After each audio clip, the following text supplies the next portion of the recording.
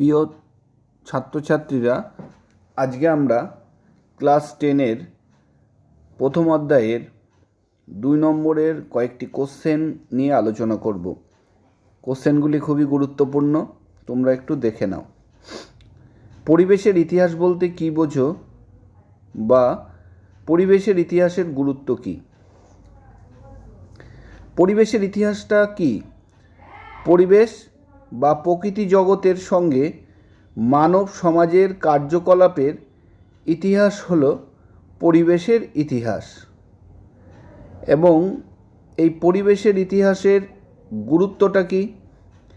1 নম্বর গুরুত্ব, পরিবেশ রক্ষা সম্পর্কে সচেতন করে। পরিবেশকে আমরা কিভাবে রক্ষা করব এ সম্পর্কে সচেতনতা বাড়ায়। 2 নম্বর, পরিবেশ যে সংকটের কারণ এবং পরিবেশ ধ্বংস হচ্ছে কী কারণে এবং তার সমাধান সম্পর্কে জানতে সাহায্য করে। 3 নম্বর, পরিবেশগত আন্দোলন সম্পর্কে জানতেও পরিবেশের ইতিহাস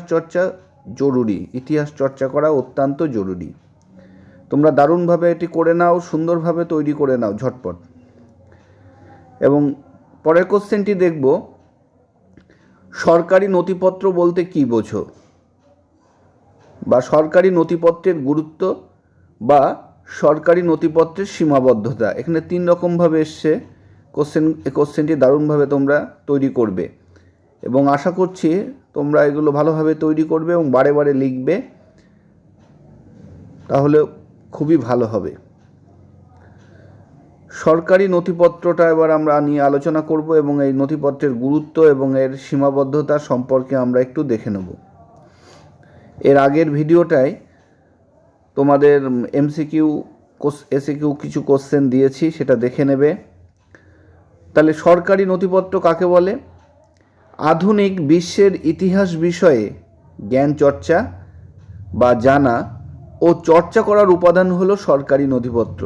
তাহলে আধুনিক বিশ্বের ইতিহাস বিষয়ে জানা ও চর্চা বা পড়াশোনা করার উপাদান হলো সরকারি নথিপত্র।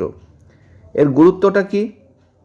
1 নম্বর, পুলিশ ও গোয়েন্দা রিপোর্টের ওপর নির্ভর করে বিপ্লবী আন্দোলনের ইতিহাস রচনা করা যায়।